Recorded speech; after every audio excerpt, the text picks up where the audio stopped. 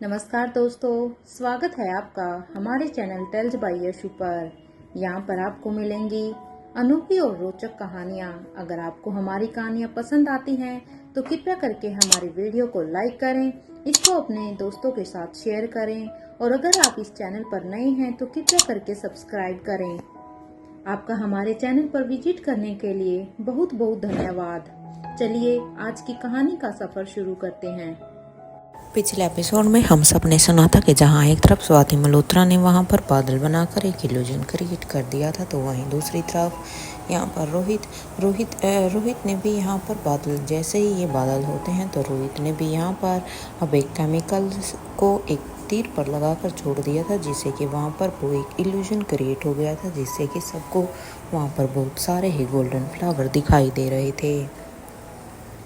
सभी को यहाँ पर रोहित ने कंफ्यूज कर डाल दिया था। उन्हें कुछ भी समझ में नहीं आ रहा था कि आखिर अब वो करे तो क्या करे। वहाँ पर दूसरी तरफ बूढ़े किंग भी अपने रूम में बैठे हुए अपनी चेयर पर उनके सामने की तरफ नज़र थी। जब वो स्क्रीन पर देखते हैं तो उनके चेहरे पर रोहित के लिए गए इस डिसीजन पर जितना प्राउड हो रहा था, उस प्राउड के साथ साथ उन्हें उतनी भी हैरानी हो रही थी और वो अपने मन में यही सोच रहे थे, आखिर इस नालायक के पास ये केमिकल आया कैसे।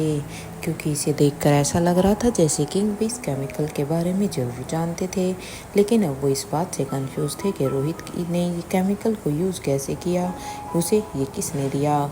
इधर कुछ देर तक सोचने के बाद अब यहाँ पर किंग कहते हैं ये लड़का सिर्फ नालायक ही नहीं बल्कि केमिकल चोर भी है, क्योंकि ये केमिकल इसके पास आया नहीं है बल्कि इस लड़के ने इस केमिकल को चुराया है और कहीं और से नहीं बल्कि इस लड़के ने ये केमिकल मेरे ही लैब से चुराया है। मेरी ही लैब से उसने वो केमिकल कब चुराया, ये मेरे लिए सबसे बड़ी बात है। हाँ, भला मेरी ही आंखों के नीचे से वो ऐसे कैसे मेरे केमिकल को चुरा कर लेकर जा सकता है। और सबसे बड़ी बात कि उसे इस केमिकल के बारे में पता कैसे चला, क्योंकि इस केमिकल के बारे में तो किसी को भी नहीं पता था। तो फिर रोहित को ये सब कैसे पता हो सकता है। इधर यहाँ पर किंग इधर अपनी ही सोच में थे कि तभी उनके कानों में भी यहाँ पर दरवाजे के नोक होने की आवाज़ आती है। जैसे ही यहाँ पर ये आवाज़ किंग के कानों में पहुँचती है तो वहाँ पर वो अब अपनी सोच से बाहर आते हैं और अब इस आवाज़ को सुनकर अब किंग अब यहाँ पर सबसे पहले तो अपने सामने की स्क्रीन को ऑफ कर देते हैं और उसके बाद वो अपनी जगह से उठकर दरवाजे के पास चले जाते हैं। दरवाजे के पास जाकर जब किंग उसे खोल देते हैं तो उनके सामने कोई और नहीं बल्कि आर्यन और अलेक्जेंडर दोनों ही भाई एक दूसरे के साथ खड़े थे। इधर अलेक्जेंडर अब उन्हें घूर कर देख रहा था। उन्हें ऐसे घूर कर देखता हुआ देखकर अब किंग कहते हैं, क्या हुआ है, तुम दोनों मुझे ऐसे क्यों देख रहे हो। इस बात पर अब अलेक्जेंडर कहता है, बड़ी आप डैड के जैसे दिखते हो।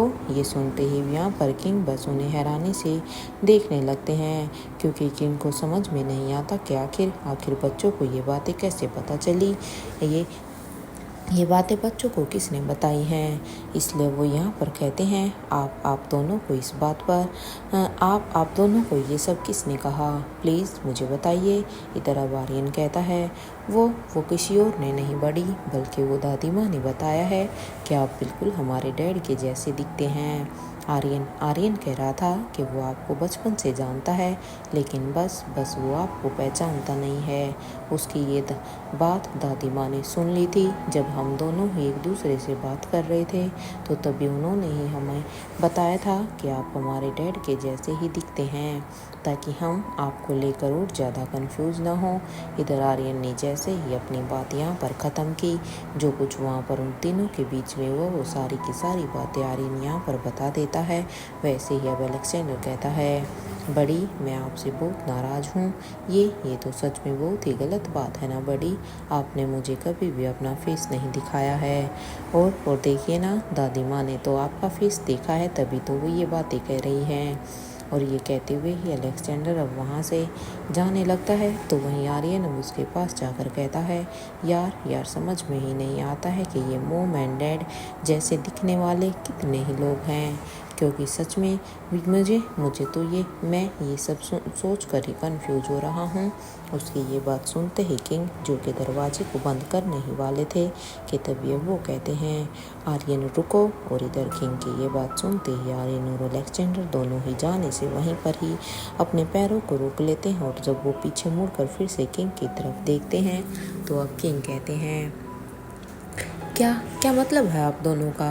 कुछ कुछ समझा नहीं मैं। आखिर आखिर कितने लोग हैं तुम्हारे मॉम और डैड के जैसे दिखने वाले?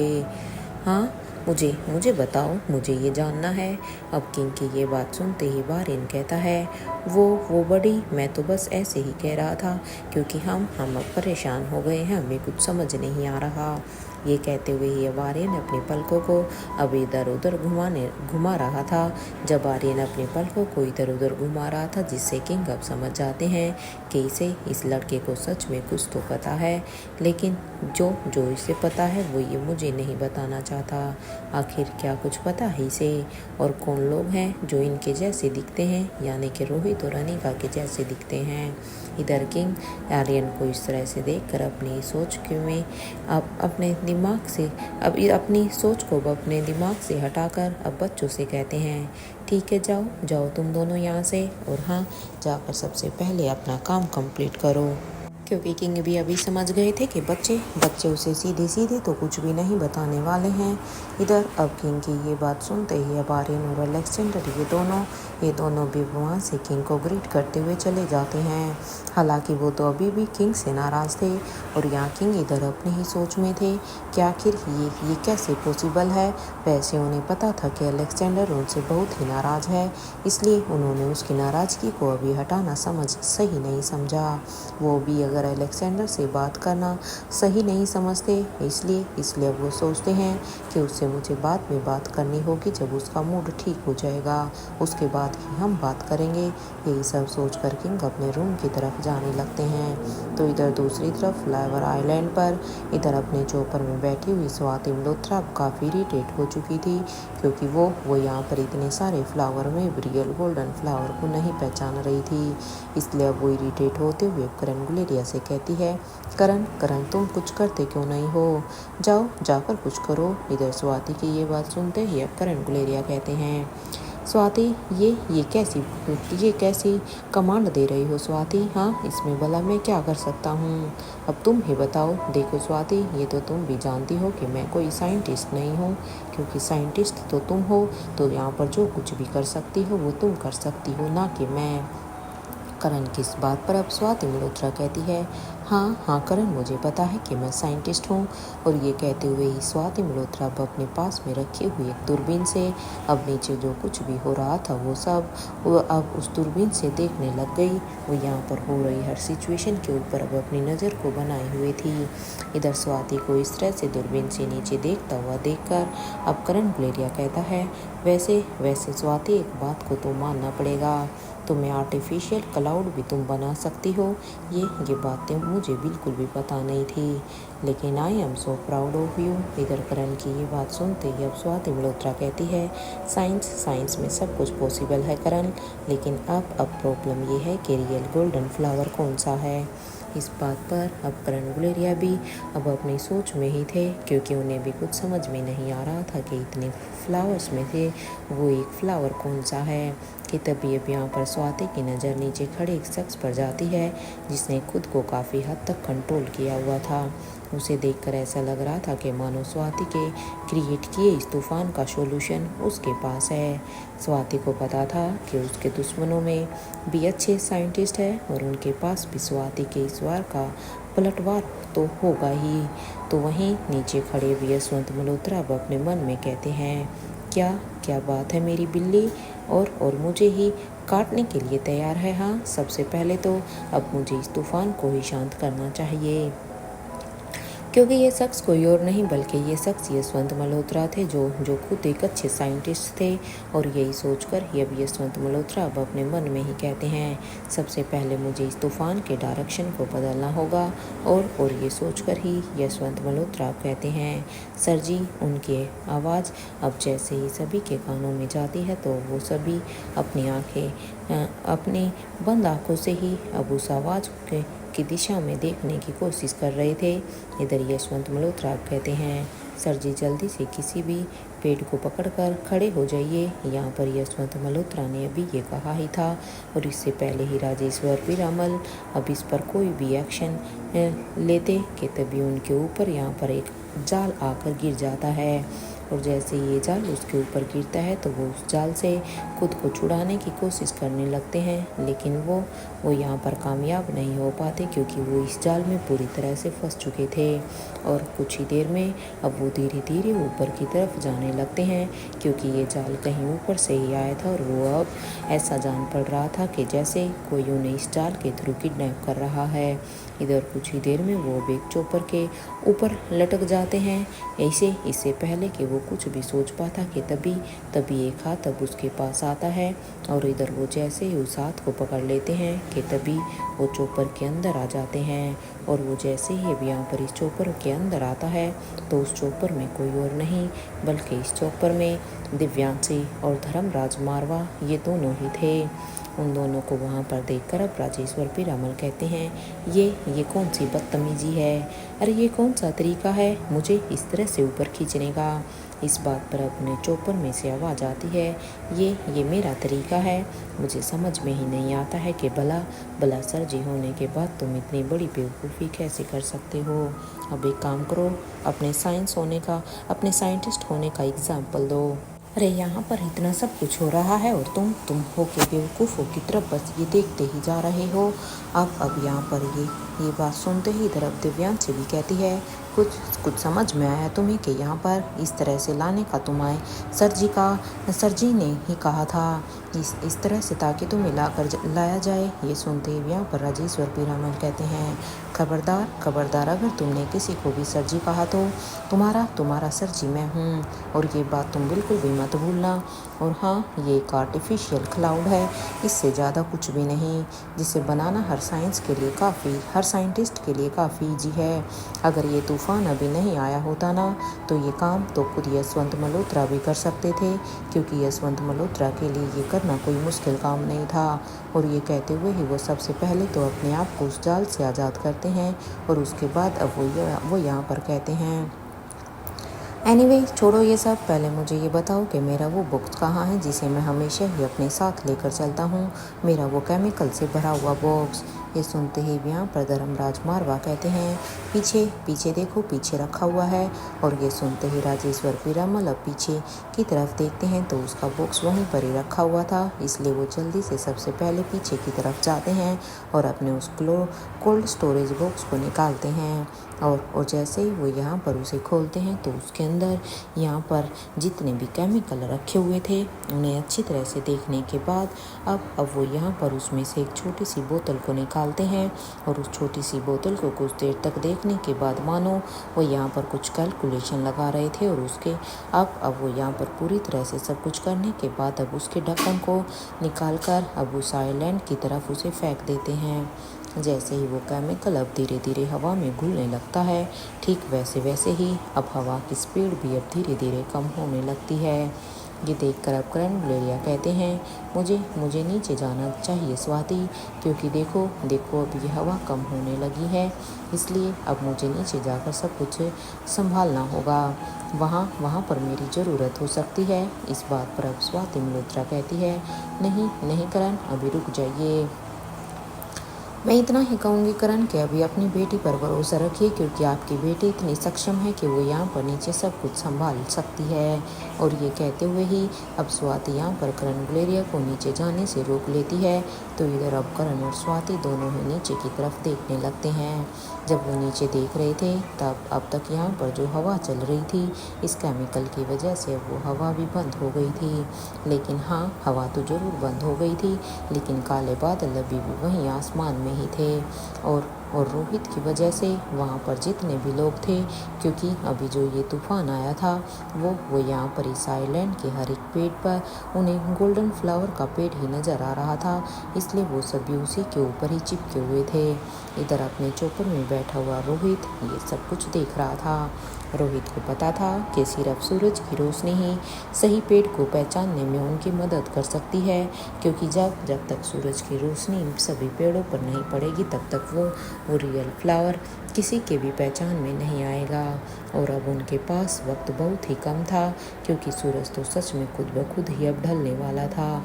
इधर नीचे आइलैंड पर जब अनिका की नज़र सामने जब साफ होती है, क्योंकि अब इस तूफान की वजह से अनिका साफ साफ देख पा रही थी, तो वो रियल गोल्डन फ्लावर के पेड़ को अब ढूंढने लगती है कि आखिर इन सब में से गोल्डन फ्लावर कौन सा है।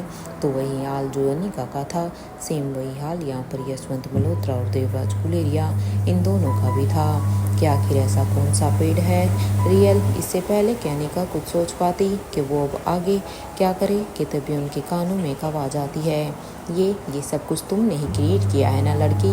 अब देखो मैं तुम्हारे साथ क्या करता हूँ। अब ना तो ये आइलैंड रहेगा और ना ही ये गोल्डन फ्लावर, क्योंकि ये सब करने का खामियाजा तो अब तुम्हें भुगतना ही पड़ेगा। ये कहते हुए ही वो शख्स अब यहाँ पर अपने कदमों को अनिका की तरफ बढ़ा देता है। ये शख्स कोई और नहीं बल्कि ये शख्स देवराज गुलेरिया ही थे। इधर उनकी ये बात सुनकर अनिका भी अब समझ गई थी कि वो उसे ललकार रहे हैं, इसलिए अनिका अब दौड़कर जल्दी से उनके पास जाती है और अनिका अपनी पूरी ही ताकत के साथ एक जोर की लात अब यहाँ पर देवराज गुलेरिया की पीठ पर मारती है, क्योंकि अनिका बिल्कुल भी इस आइलैंड को जो कि यहाँ पर उनकी नानी माँ ने क्रिएट किया था, वो इसे बिल्कुल भी नष्ट नहीं होने देना चाहती थी। इधर अनिका की लात का प्रेशर इतना ज़्यादा था कि देवराज गुलेरिया खुद को संभाल ही नहीं पाते और वो यहाँ पर सीधा ही धड़ाम से नीचे ज़मीन पर गिर जाते हैं। इधर जैसे जैसे ही यहाँ पर एक तरफ धर्मराज एक तरफ यहाँ पर देवराज गुलेरिया ज़मीन पर गिर चुके थे, तो वहीं अब तक बलबीर सर ने भी यहाँ पर यशवंत मल्होत्रा के सामने आकर खड़े हो जाते हैं, क्योंकि बलबीर सर ये देखकर समझ गए थे कि अब उसे यहाँ पर इन दोनों को रोकना होगा। जहाँ पर एक कोनी का संभाल रही थी, तो बलबीर अब यहाँ पर यशवंत के सामने खड़े होकर अब उन्हें फाइट करने के लिए कह रहे थे। इधर बलबीर की ये बात सुनते ही अब यशवंत मल्होत्रा कहते हैं, देखो मैं कोई फाइटर नहीं हूँ, लेकिन हाँ तुम्हारे लिए तो मैं ही काफ़ी हूँ। और ये कहते हुए ही वो बलबीर सर के साथ फाइट करने लगते हैं। जहाँ एक तरफ अनिका देवराज गुलेरिया के साथ फाइट कर रही थी, तो वहीं बलबीर सर यशवंत मल्होत्रा के साथ फाइट कर रहे थे। इधर अपने चौपर में बैठे हुए राजेश्वर पीरामल के दिमाग में अभी भी यही चल रहा था कि अब वो इस आर्टिफिशियल क्लाउड को यहाँ से कैसे हटाएं, क्योंकि उनके लिए ये हटाना थोड़ा सा मुश्किल हो रहा था, क्योंकि उन्हें ये बात अच्छी तरह से पता थी कि गोल्डन फ्लावर की पहचान सिर्फ सूरज की रोशनी में ही हो सकती है, क्योंकि सूरज की रोशनी पड़ते ही वो इन सब फ्लावर से अच्छी तरह से चमकेगा। जहाँ एक तरफ राजेश्वर पीरामल जो कि उस क्लाउड को हटाने में लगे हुए थे, लेकिन अभी तक कामयाब नहीं हुए थे, तो वहीं स्वाति मल्होत्रा अब रियल गोल्डन फ्लावर की पहचान करने में वो भी लगी हुई थी। और यहाँ रोहित ने अब अपना मन बना लिया था कि अब उसे अपना वार करना ही पड़ेगा। यही सोचकर अब वो खुद को रेडी करने लगता है। इससे पहले कि वो खुद कुछ भी करता कि तभी वहाँ पर एक मेलोडियस धुन बजने लगती है, जिस धुन के संपर्क में धीरे धीरे भी सभी लोग आने लगते हैं, क्योंकि जैसे जैसे ये धुन यहाँ पर सबके कानों तक पहुँचती है, तो सब जैसे कहीं खो से गए थे। यह अनिका भी धीरे धीरे अभी उसी धुन के संपर्क में ही आने ही वाली थी कि तभी अब उसे यहाँ पर रोहित की एक बात याद आती है। इसलिए वहाँ ऊपर अपने चौपर में बैठे स्वाति और करण भी अब उस धुन के संपर्क में आ जाते हैं, क्योंकि वे अभी इस धुन से अनजान थे। इधर कुछ ही देर में एक चौपर अब वहाँ पर आकर रुकता है। जैसे ये चौपर यहाँ पर आकर रुकता है, तो उसके अंदर से कुछ फाइटर्स बाहर आते हैं, जिनके हाथों में यहाँ पर कुछ हथियार भी थे। जैसे ही वो सभी यहाँ पर उस चौपर से बाहर निकल कर आ जाते हैं, तो वो फाइनली अब उस चौपर के अंदर से कुछ जाने पहचाने लोग आते हैं, जिनमें सबसे पहले लक्ष्य, उसके बाद रेखा मूर्ति और अब नताशा, ये तीनों ही थी। उन्हें देखकर तो अब अपने चौपर में बैठा हुआ रोहित मारिया वह भी खुद हैरान हो जाता है, और वो बस अब यहाँ पर अब अपने मन में कहता है बस अब यानिका कोई भी रिएक्ट ना करे, क्योंकि अगर यानिका ने रिएक्ट किया तो यहाँ पर बना बनाया सारा का सारा खेल बिगड़ जाएगा, क्योंकि जैसे ही अनिका इन तीनों को देखेगी तो इस समय अनिका का यहाँ पर शांत रहना ज़रूरी है। मुझे पता था कि रेखा मूर्ति के पैलेस में प्रत्युष दीवान उस धुन का सहारा जरूर लेगा। अच्छा हुआ कि मैंने कमांडर इन चीफ को वहाँ पर कुछ भी एक्शन लेने से मना कर दिया था। यहाँ रोहित ऐसे प्रिटेंड कर रहा था जैसे रोहित को वहाँ पर होने वाली हर एक एक्टिविटी के बारे में पता था। यहाँ रोहित इधर अपने ही सोच में था कि तभी उसके कान में लगे ईयरपीस पर अब एक फ़ोन आता है। इधर रोहित जैसे ही हेलो कहता है तो सामने से यहाँ पर आवाज़ आती है, किंग मिस्टर राहुल मारवा हमारे पास है, सेफ हैं एंड सिक्योर हैं। इस बात पर अब रोहित कहता है, ठीक है तुम उसे मेरी भेजी हुई लोकेशन पर भेज दो। इस बात पर अब रोहित को सामने से आवाज़ आती है, ओके सर, क्योंकि यहाँ पर रोहित ने इन तीनों का किडनैप इसलिए होने दिया था क्योंकि वो इस वक्त सिर्फ और सिर्फ राहुल को ही बचाना चाहता था। अगर वो उस समय राहुल को बचाने की नहीं सोचता तो राहुल भी इन सब के साथ ही होता। तो यहाँ पर रोहित अब अपने फ़ोन को डिस्कनेक्ट कर देता है और अब वो यहाँ पर अपने आखिरी दाव चलता है, क्योंकि अब रोहित इसके बाद सब कुछ संभालने वाला था। इसलिए अब ये सब करने के बाद वो जो छोटी सी बोतल अभी एक और उसके हाथ में थी, अब उसे वो इस आइलैंड पर फिर से गिरा देता है। और जैसे ही ये बोतल यहाँ पर आइलैंड पर गिरता है, यहाँ पर एक ज़ोरदार ब्लास्ट होता है और यहाँ पर इस ब्लास्ट की आवाज़ बहुत ही ज़्यादा थी। इस ब्लास्ट की आवाज़ से सभी के ही कानों में एकदम से ही बीप की आवाज़ सुनाई देती है और कुछ देर के बाद ही इस आइलैंड पर अब यहाँ पर स्मोक रिलीज़ होने लगता है। इधर बूढ़े किंग के पैलेस में किंग ने जब रोहित का ये ड्रामेटिक स्टेप देखा तो वो तो अचानक से हैरान होकर अपनी जगह पर ही खड़े हो जाते हैं, मानो उन्हें कोई बहुत ही बड़ा शौक लगा हो और खड़े होकर कहते हैं, अब इस नालायक को ये करने की भला क्या ज़रूरत थी। अब तो सभी बहरे हो जाएंगे। अरे ये शोर इनके कानों को बर्दाश्त नहीं कर पाएगा और किसी को कुछ भी सुनाई नहीं देगा। हे भगवान, अब मैं क्या करूं? सच में ये लड़का कितना नालायक है। ये कहते हुए ही किंग अब अपने एक हाथ से अपने सिर को पकड़कर बैठे हुए थे कि तभी उन्हें अपनी ही आवाज़ सुनाई देती है। अब किसी को कुछ भी सुनाई नहीं देगा, एटलीस्ट आने वाले 3 घंटे के लिए।